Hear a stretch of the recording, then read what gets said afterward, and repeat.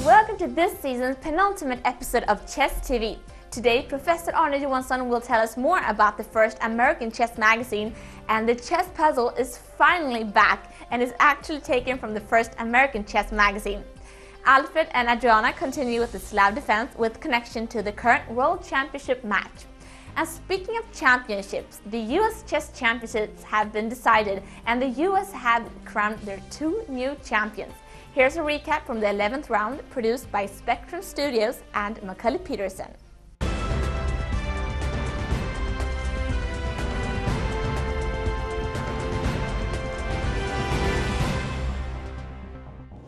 Hello, we have a new U.S. chess champion here in St. Louis. I'm Jennifer Shahadi, this is Mike Klein, and Grandmaster Hikaru Nakamura, St. Louis's own, won the U.S. Chess Championship a point ahead of the field. That's right, yesterday he promised to go all out for a win as white didn't want to leave his fate to chance, and he did just that. After e4, he didn't get what he probably was expecting. There was no Caro-Kann. After the French occurred on the board, he thought for about 10 minutes and decided to play the unusual system 2f4. Now, Yasser later said that he'd never faced it before in his career. Later on in the game, he developed his bishop in front of his d-pawn, which Yasser was expecting, but after bishop takes f5, a decision had to be made, which pawn to take back with. Since Yasser's pawn had already moved to g6, the natural continuation is to play g takes f5, but later on, Nakamura said this might have been a critical mistake, as the h-pawn that Yasser had remaining turned out to be very weak. Nakamura played b4 to b5 and then got a gorgeous knight on c6. Yasser Seirawan had no way to take advantage of the weak c-pawn or the weak c4 square. In fact, things got worse as Nakamura played the nice retreating move, knight to b1, and then got total domination of the a1 to h8 diagonal. In fact, Yasser was forced to resign after knight to b4 followed by e6, uncovering the king on g7. What was your favorite win of Nakamura's in this tournament? Well, it wasn't today's.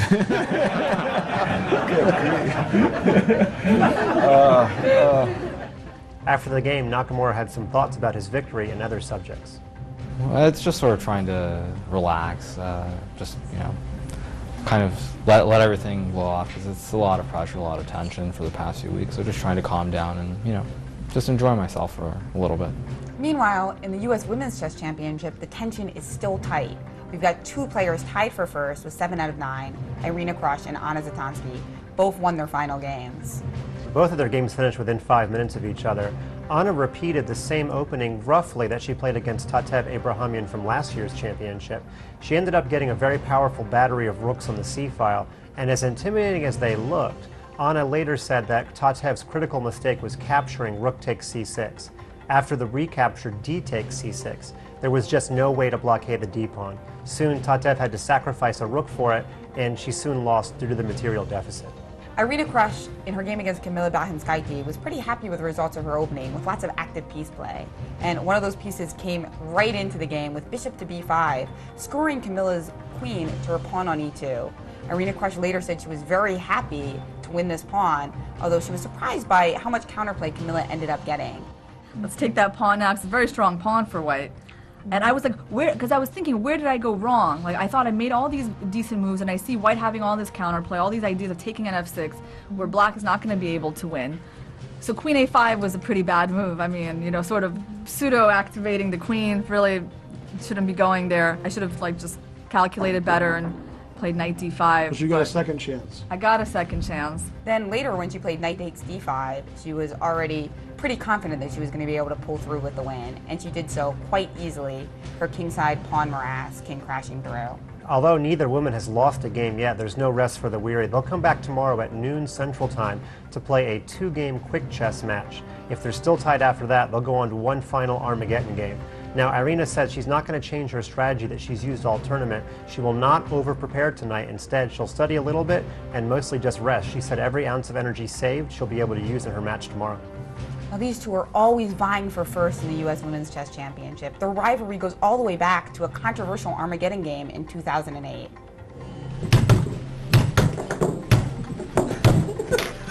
Oh, come on. This year, however, there's going to be no Blitz Armageddon. If they do tie that 2-game rapid match, it's a game 45 Armageddon battle. So in addition to some exciting rivalry, we're also going to be seeing some high-quality chess tomorrow. You're not going to want to miss it. This is it. The U.S. Women's Chess Championship will be decided at noon here in St. Louis and 1 Eastern. Check it out on uschesschamps.com.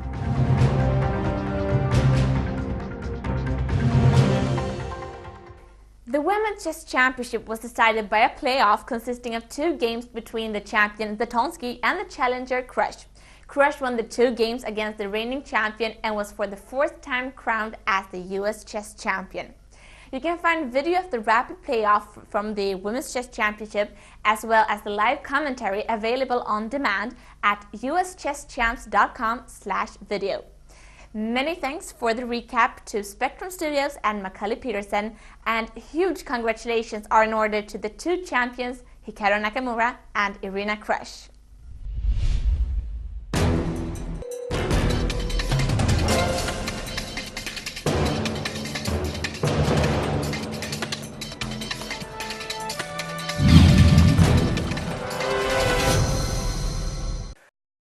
Not many can have missed that the reigning world chess champion Anand mainly used the Slav defense as his opening of choice against the challenger Gelfand's d4 in the World Chess Championship.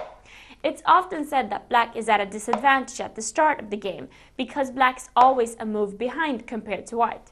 So in this type of matches where you play multiple games against the same opponent, the players often adapt the strategy to draw the games they play as black and try to win while playing white.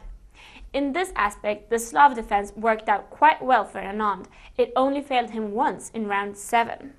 The variation Anand settled for differs a bit from what we have analyzed in our previous episodes of the opening school, and the differences occurs after white's 4th move e3, which is followed by black's e6 and gives us the semi-Slav defense.